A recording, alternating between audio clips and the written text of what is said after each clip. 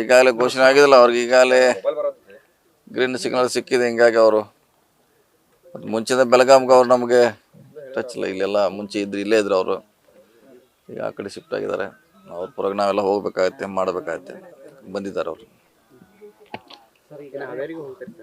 ಹಾವೇರಿ ಹೋಗ್ಬೇಕು, ಎಲ್ಲ ಕಡೆ ಆಲ್ಮೋಸ್ಟ್ ಎಲ್ಲ ಕಾನ್ಸ್ಟಿಟ್ಯೂನ್ಸಿಗೆ ಹೋಗ್ತೀವಿ. ಹಾವೇರಿಗೆ ಕೂಡ 2 ವರ್ಷ ಹೋಗ್ತೀವಿ, ಬೇರೆ ಕಡೆನೂ ಹೋಗ್ತೀವಿ ಎಲ್ಲ ಕಡೆ. ಅದೇ ಹೇಳಿದ್ರಲ್ಲ, ಎಲ್ಲ ಅಭಿಪ್ರಾಯ ಸಂಗ್ರಹಣೆ ಮಾಡ್ಬೇಕಂತ ನಿಮ್ಗೆ ಮುಂಚೆ ಹೇಳಿದ್ವಿ. ಅದೇ ಸಂಗ್ರಹಣೆ ಮಾಡ್ಲಿಕ್ಕೆ ಓಡಾಡ್ತಾ ಇದೀವಿ. ನಿನ್ನೆ 4 ಕಾನ್ಸ್ಟಿಟ್ಯೂನ್ಸಿ ಮುಗಿಸಿದ್ವಿ, ಇನ್ನೂ 4 ಬಾಕಿ ಇದೆ. 4 ಕೂಡ ಇನ್ನೊಂದು 2 ವರ್ಷ ಮುಗಿಸಿ ಅಂತಿಮ ತೀರ್ಪನ್ನು ಹೇಳಬೇಕಾಗಿದೆ, ಹೇಳ್ತೀವಿ. ಈಗ 4 ಸಭೆಗಳನ್ನು ಮಾಡಿದ್ರು ಸರ್, ಏನು ಎಲ್ಲರೂ ಹೇಳಿದ್ದಾರೆ, ನೀವು ಯಾರು ಕಾರ್ಯಕರ್ತರಿಗೆ ಕೊಡಿ ಅಥವಾ ನಿಮ್ಮ ಮನೇಲಿ ಯಾರ್ಯಾರು ಕೊಡಿ, ಅಷ್ಟೇ ಪ್ರಾಮಾಣಿಕವಾಗಿ ಮಾಡ್ತಾರೆ ಅಂತ ಅಭಿಪ್ರಾಯ ಹೇಳಿದ್ದಾರೆ. ಸೊ ಯಾರೇ ಕಾರ್ಯಕರ್ತರು ಆಗ್ಬೋದು ಅಥವಾ ನಮ್ಮಲ್ಲಿ ಆಗ್ಬೋದು. ಸೊ ಹೆಚ್ಚು ಕಮ್ಮಿ ಅವರವರ ಅಭಿಪ್ರಾಯನ ಹೇಳಿದ್ದಾರೆ ಶಾಸಕರು. ಕಾರ್ಯಕರ್ತರು ಕೂಡ ತಮ್ಮದೇ ಅಭಿಪ್ರಾಯನ ಹೇಳಿದ್ದಾರೆ. ಬೆಳಗಾವಿ ಸ್ಟಾರ್ಟ್ ಇದೆ, ನಾಡ್ದು ಸೌತ್ ಮೀಟಿಂಗ್ ಮಾಡ್ತಾ ಇದ್ದಾರೆ ಇಲ್ಲಿ ಕೂಡ. ರಮೇಶ್ ಕತ್ತಿ ಅವರು ಬರ್ತಾರೆ ಇಲ್ಲ, ನಮಗೇನು ಅಲ್ಲಿ ಅದೇ ನಿನ್ನೆ ಕೂಡ ಹೇಳಿಲ್ಲ.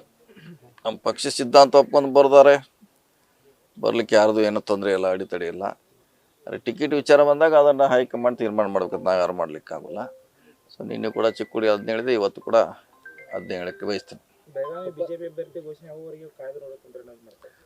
ಇಲ್ಲ, BJPದು ಯಾರದೇ ಆದರೂ ಕೂಡ ಅದಕ್ಕೂ ನಮಗೇನು ಸಂಬಂಧ ಇಲ್ಲ, ಲಿಂಕ್ ಇಲ್ಲ. ನಮ್ಮದೇ ಅಂತ ಇನ್ನೂ ಸಭೆಗಳನ್ನು ಮಾಡಬೇಕಾಗಿದೆ, ಅಂತಿಮ ಅಭಿಪ್ರಾಯ ಪಡಿಬೇಕಾಗಿದೆ, ಅದಕ್ಕೆ ವಿಳಂಬ ಆಗಿದೆ. ಬಜರಂಗ ಮೋದಿ ಗೆಲ್ಲಿಸಿ ದೇಶ ಉಳಿಸಿ ಅಭಿಯಾನ ಮಾಡ್ತಾ ಇದೆ ಎಲ್ಲ ಕಡೆ. ಮಾಡೋದು ಅದೇ ಸ್ವಾಭಾವಿಕ, ಅವರ ಸ್ಲೋಗನ್ ಅವ್ರು ಮಾಡೇ ಮಾಡ್ತಾರೆ. ನಾವು ಸಂವಿಧಾನ ಉಳಿಸಿ ಕಾಂಗ್ರೆಸ್ ಗೆಲ್ಲಿಸಿ ಅಂತ ನಾವು ಹೇಳ್ತೀವಿ, ಅದೇನು ಸ್ವಾಭಾವಿಕ. ಅವ್ರು ಅದನ್ನು ಹೇಳ್ತಾರೆ, ನಾವು ಇದನ್ನು ಹೇಳ್ತೀವಿ. ಅವ್ರ ಸ್ಲೋಗನ್ ಇದ್ದೇ ಇರೋದು ಚುನಾವಣೆ ಬಂದಾಗ, ಅದ್ರ ಬಗ್ಗೆ ಏನು ಹೇಳಲಿಕ್ಕೆ ಆಗೋಲ್ಲ. ಸರ್, ಈಗ ರಾಜ್ಯ ಬಿಜೆಪಿಯಲ್ಲಿ ಸಾಕಷ್ಟು ಭಿನ್ನ ಮತ ಇದೆ, ಅದು ಏನಾದರೂ ಪ್ಲಸ್ ಆಗುತ್ತೆ? ಯಾವ್ದ್ರೆ ರಾಜ್ಯ ಬಿಜೆಪಿಯಲ್ಲಿ ಕಾಂಗ್ರೆಸ್ ಏನಾದರೂ ಪ್ಲಸ್ ಆಗುತ್ತೆ ಭಿನ್ನ ಮತ? ಇದು ಸಾಕಷ್ಟು ಕೂಡ ಎಲ್ಲ ವಿಧಾನಸಭೆ ಚುನಾವಣೆಯಲ್ಲಿ ಒಂದು ವಾತಾವರಣ ನಿರ್ಮಾಣ ಆಗಿತ್ತು ಅವ್ರ ಪಕ್ಷದಲ್ಲಿ. ಅದೇ ವಾತಾವರಣ ಮತ್ತೆ ನಿರ್ಮಾಣ ಆಗಿದೆ. ಯಾಕಂದರೆ ಅಲ್ಲಿ ಇನ್ನೂ ಸ್ಪರ್ಧೆ ಮಾಡಲಿಕ್ಕೆ ಕೆಲವರು ಭಾಳ ಆಸಕ್ತಿನೂ ಇತ್ತು ಕೂಡ, ಅವಕಾಶಗಳು ಕೂಡ ಇತ್ತು. ಆದರೆ ಅವರು ಏಕಾಕಿ ಕಿತ್ತಾಕಿದ್ದನ್ನು ಎಲ್ಲೋ ಒಂದು ಕಡೆ ಅವ್ರ ಕಾರ್ಯಕರ್ತರಿಗೆ ನೋವು ಆಗಿದೆ. ಅವರು ಕೂಡ ಒಂದು ಪಕ್ಷ ಗಣನೆಗೆ ತೆಗೆದುಕೊಂಡಿಲ್ಲ. ಕಾರ್ಯಕರ್ತ ಯಾವುದೇ ಪಕ್ಷದಲ್ಲಿ ಕಾರ್ಯಕರ್ತರು ಕೂಡ ಅಷ್ಟೇ ಪ್ರಮುಖ ಪಾತ್ರ ವಹಿಸ್ತಾರೆ. ಪಕ್ಷ ಕಾರ್ಯಕರ್ತರು 2 50-50 ಸಮಾನತೆಯಲ್ಲಿ ಕೆಲಸ ಮಾಡಿದ್ರು. ಅಸಮಾಧಾನಿತರು ಏನಾದರೂ ತಮ್ಮ ಕಾಂಗ್ರೆಸ್ ಸಂಪರ್ಕದಲ್ಲಿ ಏನಾದರೂ ತಮ್ಮ ಗಮನಕ್ಕೆ? ಇಲ್ಲ, ಆ ಥರ ಯಾರು ಬರ್ತಾ ಇಲ್ಲ. ಬಂದರು ಒಂದೇಳಿ ಸ್ವಾಗತ ಮಾಡೇ ಮಾಡ್ತೀವಿ, ಅದೇನು ಪ್ರಶ್ನೆ ಇಲ್ಲ. ಇಲ್ಲಿವರೆಗೆ ಅಂಥವ್ರು ಯಾರು ಬಂದಿಲ್ಲ ರೀ.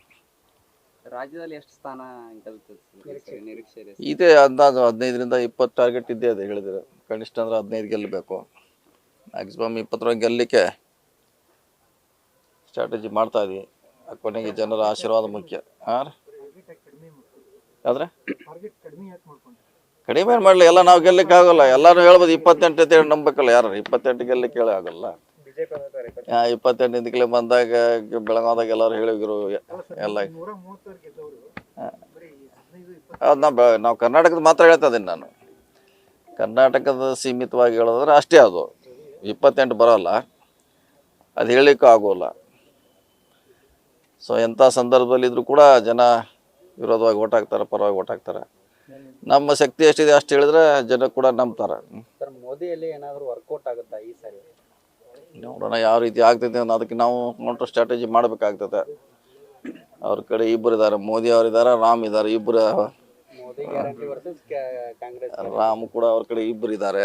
ಇನ್ನು ನಮ್ಮ ಕಡೆ ನೋಡೋಣ ಏನೇನು ನಾವು ಅಸ್ತ್ರ ಬಳಸಬೇಕು.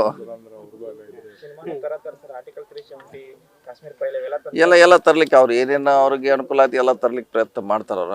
ಅದಕ್ಕೆ ಕೌಂಟ್ರಾಗಿ ನಾವು ಮಾಡ್ಬೇಕಾಯ್ತು, ಅದು strategy, political strategy.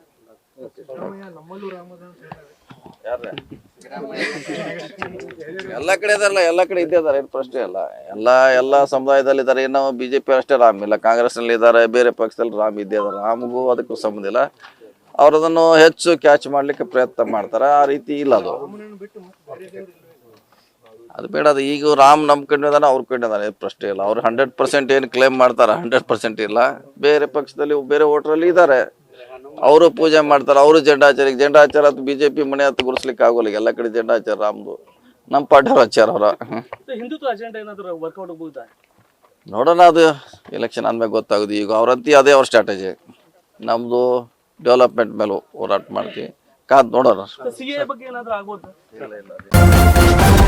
News first ನಿರ್ಭೀತಿಯಿಂದ ನಿಮ್ಮ ಪರವಾಗಿ.